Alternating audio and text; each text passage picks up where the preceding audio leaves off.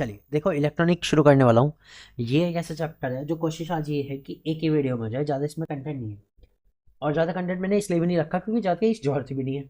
इसमें हमें क्या पढ़ना है? इसमें हमें पढ़ना है अर्धचालक, फिर पीएन जंक्शन जो उनसे बनते हैं, फिर बनना है प्रवर्धक, एम्पलीफायर के रूप में ट्रांजिस्टर। और इसमें ट्रांजिस्टर भी है दो टाइप के, पीएनपी और एनपीएन, वो भी देखेंगे उसमें क्या है। क्योंकि आपके में बेसिक बेसिक था, जितना बेसिक था सिलेबस के अकॉर्डिंग मैंने उतना रख दिया।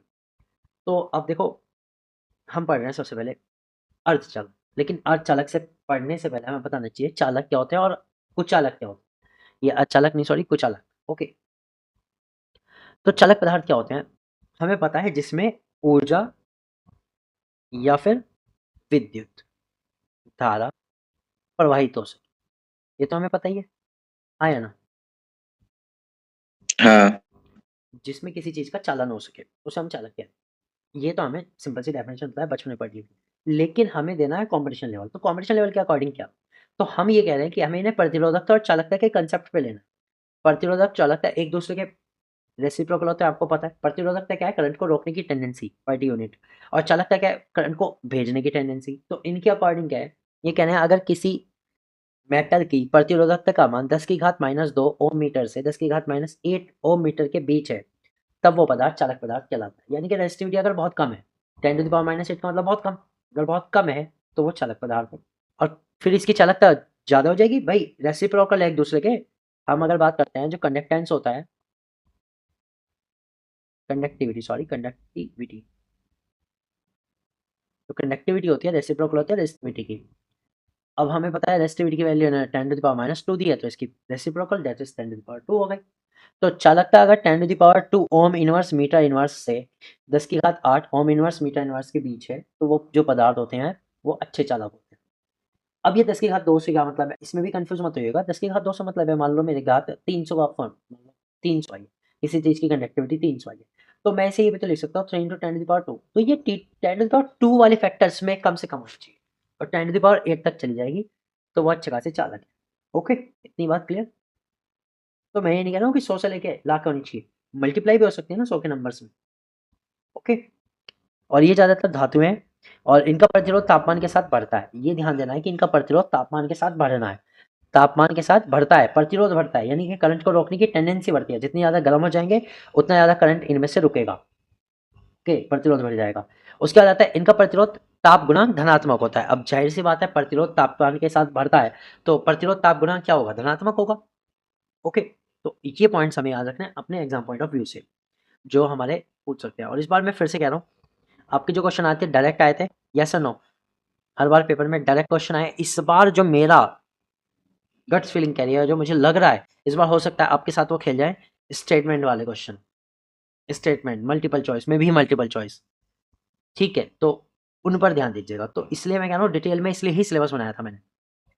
ओके, तो इनका प्रतिरोध तापमान के साथ बढ़ता है और प्रतिरोध ताप गुणांक धनात्मक होता है। अब बात करते हैं कुचालक पदार्थों की, कुचालक या फिर अचालक पदार्थ।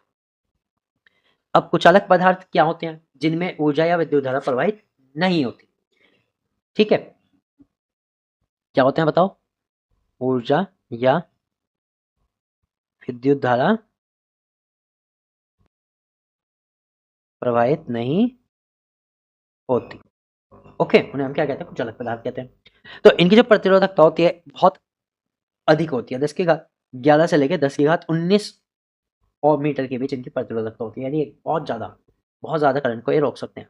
ओके, चालकता की बात करो तो इसका इनवर्स हो गया, 10 की घात -11 से 10 की घात -19 ohm metre inverse, ohm inverse metre inverse तक होती है। तो चालकता बिल्कुल अपोजिट हो जाएगी। तो यानी इनकी प्रतिरोधकता ज्यादा होती है, चालकता कम होती है। सिंपल, कुचालक पदार्थों में प्रतिरोधकता ज्यादा और इसके रिवर्स चालकता कम। ओके, और इनका प्रतिरोध तापमान के साथ घटता है, ये ध्यान देना। इनका जो प्रतिरोध होता है तापमान बढ़ने के साथ घटता है। तो इनका जो प्रतिरोध होगा तापमान बढ़ने के साथ घटेगा, इसलिए जो प्रतिरोध ताप गुणांक होगा वो क्या होगा? नेगेटिव होगा, धनात्मक नहीं, सॉरी, ऋणात्मक। सही लिखा हुआ है नेगेटिव, ऋणात्मक होगा। क्या होगा? ऋणात्मक। ओके, यहाँ तक क्लियर? दो चीज छोटी छोटी। तो अर्धचालक पदार्थ क्या होते हैं? अर्धचालक वो पदार्थ होते हैं जो धातु और अधातु दोनों के गुण रखते हैं, दोनों के गुण रखते हैं। ये तो हो गई सिंपल सी डेफिनेशन वाली बात। लेकिन फिजिक्स के स्टैंडर्ड में क्या है, उन्होंने कहा कि इनकी जो प्रतिरोधकता होती है 10 की घात -5 से लेकर 10 की घात 6 तक होती है। 10 की घात -5 से 10 की घात 6 तक, यानी प्रतिरोधकता बहुत कम से लेकर ज़्यादा तक भी दिखा रहे। लेकिन अगर चालकता की बात करो तो 10 की घात 5 से लेकर 10 की घात -6 तक की इनकी चालकता भी होती है।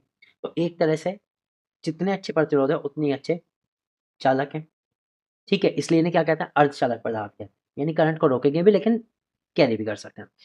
सो ये कहते हैं तापमान बढ़ने के साथ इलेक्ट्रॉनों की संख्या में वृद्धि के कारण चालकता बढ़ जाती है। ये कहना है जैसे जैसे तापमान बढ़ता है, तापमान बढ़ने के साथ इलेक्ट्रॉनों की संख्या बढ़ती है, नंबर ऑफ इलेक्ट्रॉन्स बढ़ते हैं, तो इसके कारण जो इनकी कंडक्टिविटी होती है, वो भी बढ़ जाती है, इंक्रीज हो जाती है। अब मुझे बताओ इनका प्रतिरोध ताप गुणांक धनात्मक होगा या ऋणात्मक। देखो हमने कहा तापमान बढ़ने के साथ इलेक्ट्रॉन्स बढ़े, कंडक्टिविटी तो बढ़ गई, लेकिन जो प्रतिरोध है वो तो कम हो गया। जब प्रतिरोध कम हो गया तो जाहिर सी बात है जो तापमान गुणांक है वो क्या होगा, नेगेटिव होगा। अभी तो देखा था, अगर प्रतिरोध के साथ तापमान बढ़ता है तो प्रतिरोध ताप गुणांक पॉजिटिव होता है, लेकिन अगर प्रतिरोध के साथ तापमान घट रहा है किसी भी वजह से तो क्या होता है, नेगेटिव होता है। ओके, तो अर्धचालक में हमें ये याद रखना। अब एग्जांपल कौन कौन से अर्धचालक के बताओ। सिलिकॉन, सिलिकॉन, सर्मेनियम और आर्सेनिक, ठीक है। ये सब दो टाइप के अर्धचालक होते हैं। एक होते हैं नैज या शुद्ध अर्धचालक, नैज या निज या नैज शुद्ध अर्धचालक, जिन्हें हम इंट्रिंसिक कहते हैं, इंट्रिंसिक सेमीकंडक्टर्स, इन्हें शुद्ध अर्धचालक भी कहते हैं, निज अर्धचालक या फिर नैज अर्धचालक भी कहते हैं, जैसा बुक्स में लिखा होता है वो सब, लेकिन प्योर है।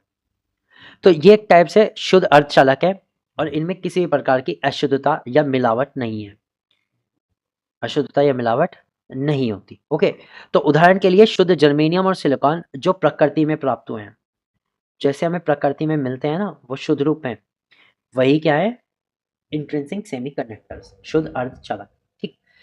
यदि अर्धचालक पदार्थ में अशुद्ध, अब देखो एक बात हो, हम ये तो नहीं कह सकते कि कोई पदार्थ कितना शुद्ध है कोई पदार्थ कितना अशुद्ध है, तो इसके लिए इन्होंने एक रेशो दिया। इन्होंने कहा यदि अर्धचालक पदार्थ में अशुद्ध परमाणुओं की संख्या और अर्धचालक परमाणु की संख्या का अनुपात 1:10⁸ या उससे भी कम है तो इसे एक नैज या शुद्ध अर्धचालक माना जा सकता है। तो ये कहते हैं अगर अशुद्ध परमाणु और शुद्ध परमाणु का रेशो 1:10⁸ का है, यानी लगभग कितने बताओ इन्हें, 1 अरब अर्धचालक के अणु है और उसमें कोई एक परमाणु किसका है, अशुद्धि का है, तो वो शुद्ध ही तो वो शुद्ध अर्धचालक माना जा सकता है। अब शुद्ध अर्धचालकों की जो चालकता है संयोजकता बैंड के इलेक्ट्रॉनों के कारण होती है, जो ऊर्जा प्राप्त करने के बाद चालन बैंड में चले जाते हैं और नाभिक के आकर्षण बल से मुक्त हो जाते हैं। अब ये क्या सिस्टम है भाई, इन्होंने कहा है जो शुद्ध अर्धचालक है उनकी जो चालकता है नॉर्मली तो होती नहीं, नॉर्मली नहीं होती, नॉर्मली बहुत ही कम होती है, लेकिन जब हम इन्हें तापमान देते हैं तो इनके जो संयोजी इलेक्ट्रॉन होते हैं, संयोजी इलेक्ट्रॉन मतलब जो बाहर के भारी इलेक्ट्रॉन्स होते हैं वो ऊर्जा प्राप्त करते हैं और फ्री हो जाते हैं, मतलब लैटिस में फ्री हो जाते हैं। लाइक मैं आपको एक तरीके से, लाइक मान लीजिए सिलिकॉन है, एक ये सिलिकॉन है, एक ये है, एक उधर सिलिकॉन है, इस तरह से ये सब है, यानी एक क्यूबॉइड मैंने बना दिया जो कि बॉन्डिंग से जुड़ा हुआ है।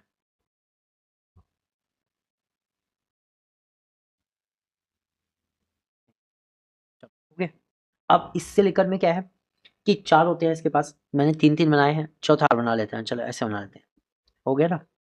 तो होता क्या है इनमें से एक जो इलेक्ट्रॉन है, ठीक है, जो फ्री था अभी, ठीक, वो क्या होता है फ्री होकर ना इस लैटिस के बीच में जाता है, मतलब लैटिस में कहीं खो जाता है, जिसके कारण वो क्या करता है, एनर्जी को कैरी करता है, ठीक है। तो अर्धचालक की जो चालकता होती है वो किसके कारण होती है, जो संयोजकता बैंड के इलेक्ट्रॉन है या फिर वैलेंस जो इलेक्ट्रॉन है उनके कारण, जो कि ऊर्जा प्राप्त करने के बाद तापमान के बाद चालन बैंड में चले जाते हैं, ठीक है, कंडक्टिविटी बैंड में चले जाते हैं और नाभिक के आकर्षण से मुक्त हो जाते हैं और फिर इलेक्ट्रिसिटी को कैरी करते हैं। ठीक है जी, इतनी बात क्लियर। चलो अब आते हैं बाह्य अर्धचालक या फिर एक्सटेंसिंग सेमीकंडक्टर, एक्सटेंसिंग सेमीकंडक्टर। तो अशुद्धि वाले अर्धचालकों को अशुद्ध या बाह्य अर्धचालक कहा जाता है। वे अर्धचालक जिनमें कुछ अशुद्धि मिली होती है उन्हें हम अशुद्ध या फिर बाह्य अर्धचालक कहते हैं, तथा जिस प्रक्रिया द्वारा अशुद्धियों को मिलाया जाता है उसे डोपिंग कहते हैं। ठीक है, डोपिंग आपने को पता भी होगा, डोपिंग क्या होता है, इम्प्योरिटीज को मिलाना, ठीक है, तो उसे डोपिंग कहा जाता है और अशुद्ध परमाणुओं को डोपेंट कहा जाता है। तो अगर आपसे कोई ये पूछे एग्जाम में कि व्हाट इज डोपेंट, तो समझना है डोपेंट क्या है, अशुद्धि जो कि हमने अर्धचालक में मिला दी, ठीक है। अगर उसमें आगे मान लो अमलगम है या फिर और कोई इस तरह का मतलब दे दिया कि आयरन का और है, ये सब है, तो नहीं है। डोपेंट जो है वो अशुद्ध जो परमाणु है जो हम अर्धचालक में मिला रहे हैं, उसके लिए जो इम्प्योरिटीज है उसे हम डोपेंट कहते हैं। ठीक है, अशुद्धि को हम क्या कहते हैं, डोपेंट कहते हैं, और उस प्रोसेस को क्या कहते हैं, डोपिंग कहते हैं। तो कह रहे हैं आंतरिक या शुद्ध अर्धचालक में पांचवें समूह के तत्व जैसे कि आर्सेनिक, एंटीमनी, फास्फोरस तथा तीसरे समूह के तत्व जैसे कि एल्यूमिनियम, बोरॉन, गैलियम तथा इंडियम अशुद्धियों के रूप में मिलाए जाते हैं। तो ये कह रहे हैं अशुद्धि के रूप में दो तरह के तत्व हो गए, एक तो हो गए फिफ्थ ग्रुप के। कौन से ग्रुप के? फिफ्थ ग्रुप के, जिसमें कि आर्सेनिक है, एंटीमनी है और फास्फोरस है। और एक है हमारा कौन सा, थर्ड ग्रुप। ठीक है, थर्ड ग्रुप के, थर्ड ग्रुप में कौन कौन सा, एल्यूमिनियम है, बोरॉन है, गैलियम है, इंडियम है। ये तो दो तरह के ग्रुप के तत्व इनमें मिलाए जाते हैं। तो एक क्वेश्चन यहाँ से भी बन सकता है कि कौन से ग्रुप के मिलाए जाते हैं, तो पांचवें और तीसरे ग्रुप के। तो पांचवें और तीसरे ग्रुप के क्यों मिलाए जाते हैं, क्योंकि जो तीसरे ग्रुप के होते हैं वो त्रिसंयोजक होते हैं, और जो पांचवें ग्रुप के होते हैं वो उन्हें पंच संयोजक तत्व कहते हैं, क्योंकि इनमें 5 वैलेंस इलेक्ट्रॉन होते हैं। जैसे कि अगर मैं बात करूं बोरॉन की, अगर मैं बात करूं तो बोरॉन का एटॉमिक नंबर होता है 5, इसका इलेक्ट्रॉन कन्फर्मेशन होता है 1s2 2p1। तो इसमें अगर मैं देखूं तो बाहर 3 इलेक्ट्रॉन है, 2 और 3 वैलेंस इलेक्ट्रॉन है, तो इसलिए इसे ट्राइवैलेंट या फिर त्रिसंयोजक कहते हैं।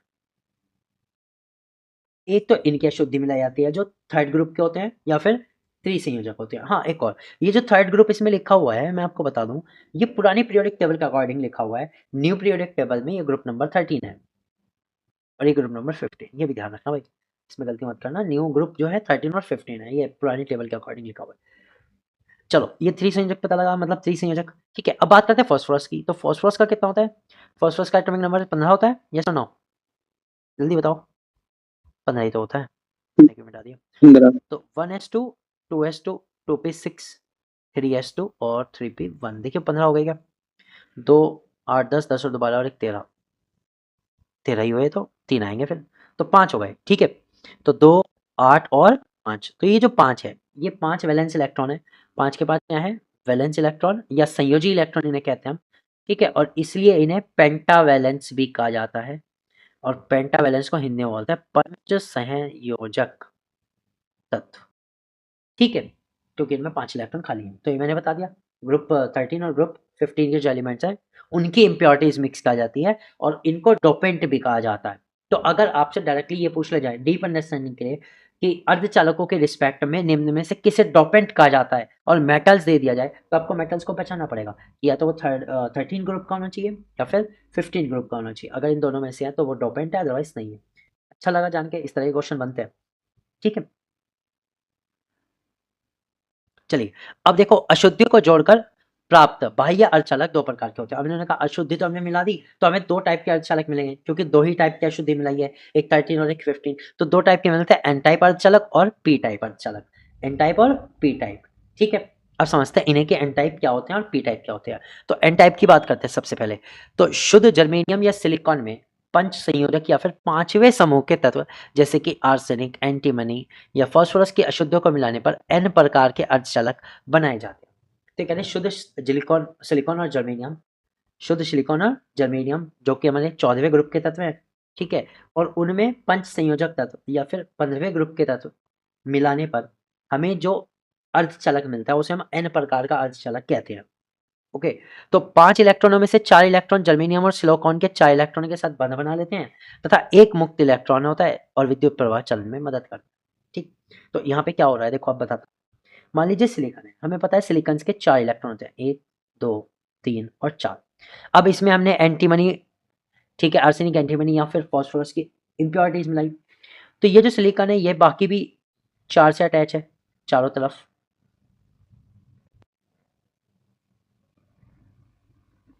इस तरह से। ठीक है, तो हमने क्या करा इसमें, इसके अपने 4 थे, 4 इसने ले लिए, पूरे हो जाएंगे। लेकिन हमने क्या करा इसमें ना, एक आधे एसआई को हटा के, एक आधे एसआई यानी सिलिकॉन को हटा के हमने इसकी जगह क्या यूज कर लिया, हमने इसकी जगह फास्फोरस या फिर आर्सेनिक या फिर एंटीमनी जो पांचों ग्रुप के एलिमेंट्स हैं वो यूज कर लिए। तो बताओ कर लूँ क्या? जब मैंने उन्हें यूज करा तो मैंने ये देखा जो उनकी जो वैलेंसी होती है अपने आप में 5 होती है, तो 5 में से इन्होंने 4 में तो ऐसे ही जोड़ा, चार तरफ। अब रह गया एक इलेक्ट्रॉन खाली। अब ये जो इलेक्ट्रॉन है यही क्या करता है, इलेक्ट्रिसिटी को कंडक्ट करता है, ठीक है, ओके। इसमें जो पांचवा इलेक्ट्रॉन होता है वही इलेक्ट्रिसिटी को कंडक्ट करता है। ये बात क्लियर, अच्छा लगा जान के?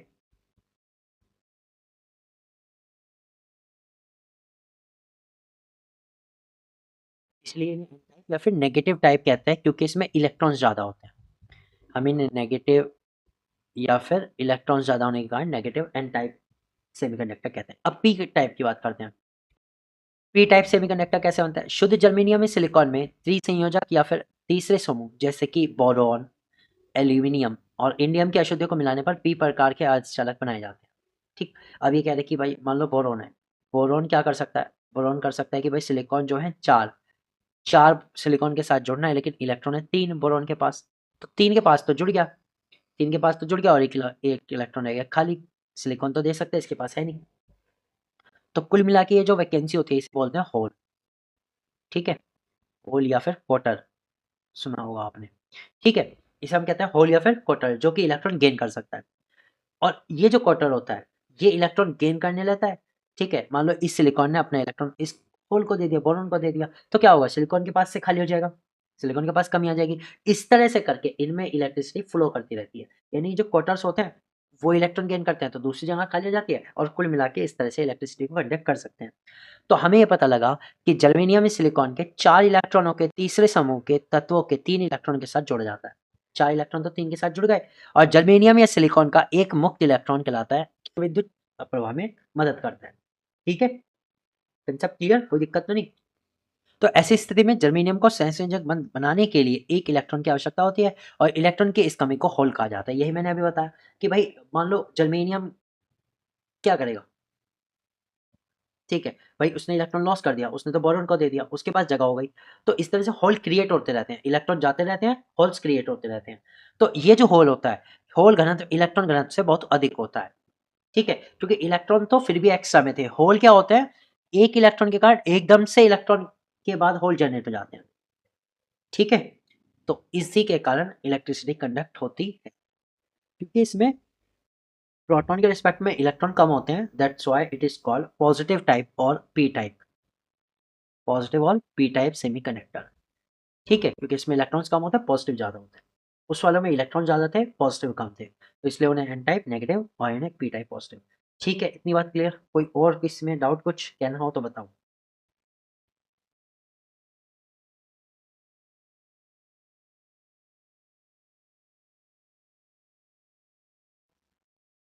नहीं, चलो अगला टॉपिक चलते हैं, पीएन संधि। अब पीएन संधि क्या है, या फिर पीएन जंक्शन, ठीक है, या पीएन जंक्शन डायोड भी इसे कह सकते हो, मैं वो भी लिख देता हूँ, पीएन जंक्शन डायोड, ये भी आप इसे कह सकते हो, पीएन जंक्शन डायोड या पीएन संधि डायोड, एक ही बात है तीनों। तो पीएन जंक्शन डायोड पी प्रकार की अर्धचालक सामग्री को एन प्रकार की अर्धचालक सामग्री से जोड़कर बनाया जाता है। तो इसने पीएन जो कहा उसी से हमें समझ में आ गया कि पी टाइप वाली लो अर्धचालक, एन टाइप वाला लो, दोनों को चिपका दो, तो जो मिला वो हमें मिला पीएन संधि, पीएन जंक्शन या फिर पीएन जंक्शन डायोड। तो हमें पता है कि पी परत में क्या होता है, अधिकांश होल होते हैं, जबकि एन परत में अधिकांश इलेक्ट्रॉन्स होते हैं। जब दो पदार्थ जुड़ते हैं तो इलेक्ट्रॉन और होल एक दूसरे में फैल जाते हैं, जिससे सीमा के पास एक क्षय क्षेत्र बन जाता है। अब होता क्या है कि मान लो मैं इसी में दिखाता हूँ, एक साइड इसमें पी है, ये पी टाइप है, और ये एन टाइप है, ठीक। तो इसमें क्या होगा, इलेक्ट्रॉन्स जो हैं इधर तो क्वार्टर होंगे, पी टाइप है तो क्वार्टर मतलब होल्स, खाली स्थान, और दूसरी साइड है इलेक्ट्रॉन्स। तो ये जो इलेक्ट्रॉन्स होते हैं वो इधर भागते हैं, क्वार्टर इधर भागते हैं, ठीक है, जिसके कारण इनके पास ना एक क्षय क्षेत्र बन जाता है। ये वाला जो स्पेस है ये क्या होता है, क्षय क्षेत्र, यानी इनके जॉइंट पे एक एरिया बन जाता है जिसमें इनकी दोनों की डेंसिटी ज्यादा होती है। यहाँ पर होल्स भी होते हैं और इलेक्ट्रॉन्स भी होते हैं। समझ लो ना बात, चीजें समझ में आ रही है ना, क्या किसकी चीज की बात कर रहे हैं?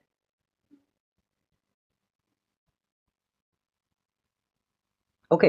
अब यह अवशेष क्षेत्र एक अवरोध के रूप में कार्य करता है, जो केवल विद्युत प्रवाह को एक दिशा में गुजरने देता है। अब होता क्या है, जब इतनी सारी चीजें यहाँ पे कलेक्ट हो जाएंगी तो एक तरह से बाकी इलेक्ट्रॉनों को आने जाने से रोकने लगेगा, और यह एक अवरोध के रूप में काम करता है, और इसलिए जो विद्युत प्रवाह है वो सिर्फ एक दिशा में हो पाता है, ठीक है, यानी जैसे जैसे इलेक्ट्रॉन निकलते हैं वैसे वैसे जगह मिलती है, तो बस एक इलेक्ट्रॉन निकलने लगता है। ये सारी चीज।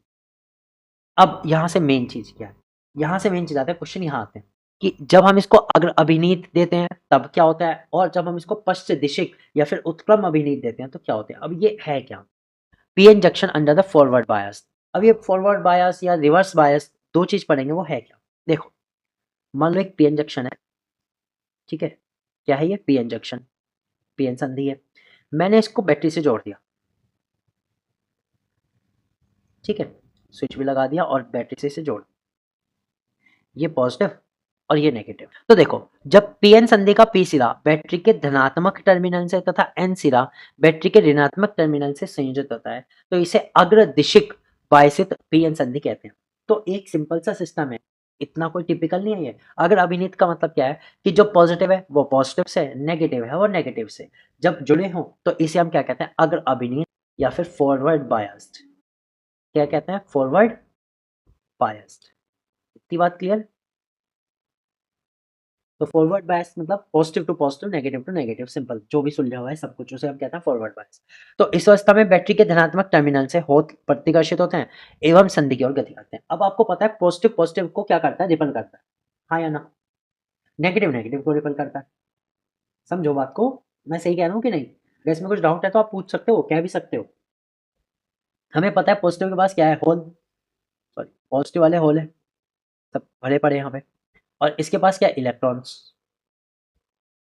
ओके, तो क्या होगा जब हम इस वाले पार्ट को पॉजिटिव देंगे तो ये जो पॉजिटिव क्या है, क्या हो गए, रिपल होंगे। अब रिपल होंगे तो इलेक्ट्रॉन की तरफ भागेंगे, और हमने इलेक्ट्रॉनों को नेगेटिव से चिपका रखा है, तो जब इलेक्ट्रॉन नेगेटिव होंगे तो वो इधर भागेंगे। तो बीच में जो अवक्षय क्षेत्र है एक तरह से उसकी मोटाई क्या हो जाएगी, कम हो जाएगी, वो दब जाएगा, क्योंकि स्पीड इतनी तेज होगी कि वो सब दब जाएंगे, एकदम पार हो जाएंगे एक दूसरे से एकदम पार हो जाएंगे, जिसलिए जो अवक्षय क्षेत्र की मोटाई है वो कम हो जाती है, ये ध्यान रखना। अब जो अवक्षय क्षेत्र है वो कम हो जाएगा, जब एक दूसरे की तरफ भागेंगे तो बीच का जो गैप है वो कम हो जाएगा, इलेक्ट्रॉन एकदम से आदान प्रदान हो जाएंगे। बात समझ में आई कि नहीं। यही क्वेश्चन लास्ट ईयर आया हुआ है ये, ठीक है, कि अवक्षय क्षेत्र की जो मोटाई है वो घट जाती है। इतना क्लियर। तो इसमें लिखा हुआ है मैंने, पीएन संधि में जब अग्रदिशिक फॉरवर्ड बायस किया जाता है, यानी positive to positive negative to negative लगाया जाता है, तो जो अवक्षय क्षेत्र बीच में होता है उसकी मोटाई जो है वो घट जाती है, डिक्रीज हो जाती है। पॉजिटिव की तरफ नेगेटिव जोड़ेंगे, नेगेटिव की तरफ पॉजिटिव। तो जैसे हमारा पीएन डायोड है, ठीक है, ये पीएन डायोड है, इसमें ये पी है ये एन है, तो इस बार हम क्या करने वाले हैं, इस बार हम ये करने वाले हैं, पी को हम नेगेटिव से और एन को पॉजिटिव से जोड़ेंगे। जोड़ दिया हमने, ये battery negative positive negative positive negative positive, ये पॉजिटिव नेगेटिव जोड़ दिया। अब बताओ क्या होगा, अब बताओ क्या होगा। तो जो होल्स है वो कहाँ भागेंगे, इलेक्ट्रॉन्स की तरफ या बैटरी की तरफ।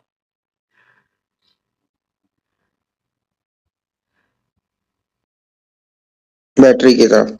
बैटरी की तरफ। तो जाहिर सी बात है अगर मैं इसको और थोड़ा बड़ा बना के आपको दिखाऊं, जिसमें यहाँ नेगेटिव है ये पॉजिटिव है और ये पी वाला पार्ट है और ये वाला एन वाला पार्ट है, तो होल्स तो भाग रहे हैं इधर और इलेक्ट्रॉन भाग रहे हैं उधर, सही बात है। तो इस बीच में जो बीच की मोटाई है वो घटेगी या बढ़ेगी, वो बढ़ जाएगी, वो एरिया ज्यादा हो जाएगा, क्योंकि एक दूसरे से दूर हट रहे हैं। जब एक दूसरे से दूर हटते हैं, टक्कर नहीं होने की इनके, लड़ने की नहीं, तो अवक्षय क्षेत्र की जो मोटाई है वो क्या होगी, वो बढ़ जाएगी और संधि का प्रतिरोध भी बढ़ जाएगा। उत्क्रम अभिनीत में या पश्च दिशिक बायसित में या फिर उत्क्रम अभिनीत में क्या होता है, अवक्षय क्षेत्र की मोटाई जो है वो बढ़ जाती है। और ये मैंने आपको बता दिया कि उत्क्रम अभिनीत reverse bias positive to negative, negative to positive जुड़ के होता है। क्लियर हो गया यहाँ तक। तो ये समझ लो अब तक जितने टॉपिक करवाए ना उनमें से एक क्वेश्चन आ ही गए, और नो समझ लो, क्योंकि मैंने क्या क्या करा दिया, मैंने आपको चालक कुचालक अर्धचालक करा दिए, अर्धचालक में दोनों टाइप करा दिए, पी टाइप और एन टाइप, ठीक है, और ये भी करा दिया पीएन संधि, और पीएन संधि के साथ फॉरवर्ड और रिवर्स बायस। पिछली बार रिवर्स बायस का आया हुआ है, ठीक है, इस बार फॉरवर्ड बायस का भी आ सकता है, ठीक है, या फिर ये भी हो सकता है फॉरवर्ड बायस के लिए पीएन को कैसे जोड़ा जाएगा। तो positive to positive, negative to negative for the forward and for the reverse और बैकवर्ड, वैसे पश्च दिशा के लिए तो बोलता है, बैकवर्ड भी बोलता है। बैकवर्ड बायस या फिर रिवर्स बायस के लिए क्या होता है, positive to negative, negative to positive. Okay, तो है ना इस बार बहुत सिंपल तरीके से, अच्छा लग रहा है। जी सर। हिंदी में जी को थोड़ा शायद ना समझ में आ रहा हो हिंदी में, अब चलो आगे चलते। अब अगला हमारा टॉपिक आता है ट्रांजिस्टर। इंपॉर्टेंट टॉपिक है, इसमें भी एग्जाम में आता है। देखो अभी हमने पढ़ा डायोड, पीएन जंक्शन क्या था, एक डायोड था। और डायोड का मतलब क्या होता है? डायोड का मतलब होता है जब दो जोड़े, एक पी और एक एन, ठीक है, तो उन जंक्शन को जोड़ के क्या बना? डायोड जो है या फिर जो ट्रांजिस्टर है वो एक। तो इसमें हम क्या करते हैं, दो पीएन जंक्शन को एक साथ जोड़ते हैं, या फिर ये समझ लो इसमें दो पी और एक एन टाइप, या फिर एक एन दो पी टाइप के आपस में जोड़ते हैं और एक ट्रायोड बनाते हैं जिसे हम ट्रांजिस्टर कहते हैं। एक तरह से पीएन ट्रांजिस्टर को हम, ये मतलब जो ट्रांजिस्टर है इसको हम ट्रायोड भी बोल सकते हैं,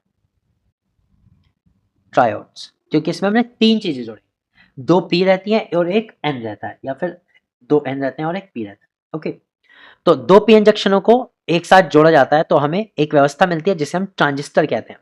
और ट्रांजिस्टर का सिंपल मतलब होता है ट्रांसफर दैट रेजिस्टर्स, यानी कि ट्रांजिस्टर में कोई भी संकेत कम प्रतिरोध से उच्च प्रतिरोध तक भेजा जाता है। तो ये इसका काम भी है। इसमें क्या होता है, कोई भी जो हमारी सिग्नल्स हैं, सिग्नल्स कह दो, तो उसे कम प्रतिरोध से उच्च प्रतिरोध पर भेजा जाता है। ट्रांजिस्टर एक तरह से क्या काम कर रहा है? ट्रांजिस्टर एक तरह से कम प्रतिरोध वाली चीजों को उच्च प्रतिरोध में लाने का काम कर रहा है। ट्रांजिस्टर ये ट्रायोड नाम देख के घबराना मत, एक ही बात है, ठीक। और ट्रांजिस्टर को मैंने बता दिया, दो पी इंजेक्शन जोड़ के मिलेगा, ठीक। और इसमें क्या होता है, कम प्रतिरोध से उच्च प्रतिरोध भेजा जाता है, सिग्नल में ट्रांसफर होता है लो रेजिस्टेंस से हाई रेजिस्टेंस। ओके, अब ये दो प्रकार का होता है, एक होता है एनपीएन और एक होता है पीएन, पीएनपी और एनपीएन। तो ट्रांजिस्टर में दो टाइप होते हैं, एनपीएन और पीएनपी। तो एनपीएन यानी इसमें ये एन टाइप है, बीच में पी टाइप और फिर एक और एन टाइप, ठीक। तो इसमें देखो ध्यान से देना, तीन टर्मिनल बने, एक तो बना एन से जुड़ा हुआ, फिर पी से जुड़ा हुआ और एक एन से जुड़ा हुआ। तो इनमें से एक होता है उत्सर्जक जिसे हम इमीटर कहते हैं, एक होता है आधार जिसे हम बेस कहते हैं, और तीसरा होता है संग्राहक जो कि होता है कलेक्टर, ठीक है, कलेक्टर। तो ई बी और सी का इसमें फंक्शन होता है, तीनों ई बी और सी। अब ये क्या काम करते हैं, देखो ये आपके सिलेबस में था नहीं तो मैंने बताया भी नहीं, अदरवाइज तो बहुत लंबी थ्योरी रहेगी। कैसे काम करते हैं, फिर इनको कॉमन कैसे बनाते हैं, सब था, लेकिन वो आपके सिलेबस में नहीं है तो इसलिए नहीं बताया। ओके, कोई डाउट तो नहीं उसमें? तो जितना है उतना बताया है। तो उत्सर्जक, संग्राहक और आधार होते हैं। अब पीएनपी में क्या होता है, पीएनपी में क्या होता है, पहले वाला पी होता है, बीच वाला एन, फिर पी। तो इसमें दो साइड पॉजिटिव एक साइड नेगेटिव, इसमें दो साइड नेगेटिव एक साइड पॉजिटिव। तो इसमें उत्सर्जक होता है, संग्राहक होता है और आधार होता है। तो बीच वाला हमेशा आधार है, बीच वाला दोनों में आधार है, और एक साइड में से एक उत्सर्जक और एक संग्राहक। अब देखिए प्रवर्धक के रूप में ट्रांजिस्टर, प्रवर्धक क्या होता है, एम्पलीफायर, एम्पलीफायर। तो प्रवर्धन करना या फिर एम्पलीफिकेशन करना, प्रवर्धन की जो क्रिया है उसे, तो प्रवर्धन वह प्रक्रिया है जिसके द्वारा अल्प आयाम के निवेशी संकेत को अधिक आयाम के निर्गत संकेत के रूप में रूपांतरित किया जाता है, तो वह प्रक्रिया प्रवर्धन कहलाती है। अच्छा ये बताओ, आयाम का मतलब समझ में आ रहा है? एम्पलीट्यूड, एम्पलीट्यूड देखो, कम आयाम क्या होता है, मान लो एक वेव है इस तरह से, ये सिग्नल है, इसका जो एम्पलीट्यूड होगा वो ये होगा कि मीन पोजीशन से ये कितनी हाइट है, इसको हम बोलते हैं एम्पलीट्यूड या फिर आयाम, एम्पलीट्यूड या फिर आयाम, मीन पोजीशन से कितनी ऊंचाई, उसे हम बोलते हैं आयाम। ओके, अब ये कह रहा है जो ट्रांजिस्टर है, ठीक है, चाहे वो पीएनपी हो चाहे कोई सा भी हो, एनपीएन बना लो, ठीक है। तो ये क्या करता है, इस कम आयाम की, ठीक है, अल्प आयाम की जो निवेशी संकेत है, सिग्नल है या वेव है, उसको अधिक आयाम वाले में बदल देता है, ठीक है। मान लो पीएनपी भी होता तो भी, ठीक है, कोई सा भी उन दोनों में से कोई सा भी यूज कर सकते हो। वो क्या करेगा, वो इस सिग्नल को बहुत ऊंचे आयाम में बदल देगा, यानी अब जो एम्पलीट्यूड होगा वो ज्यादा होगा। ये इसका काम है, बस इतना सा। इलेक्ट्रॉनिक्स की ना जान है ये चीजें, इनके बिना आप कोई डिवाइस यूज नहीं कर सकते। तो एम्पलीफिकेशन क्या होता है, वह प्रक्रिया जिसमें अल्प आयाम के निवेशी संकेत यानी कि आने वाले संकेत को अधिक आयाम के निर्गत संकेत यानी जाने वाले संकेत में परिवर्तित कर दिया जाता है, और यह प्रक्रिया प्रवर्धन कहलाती है।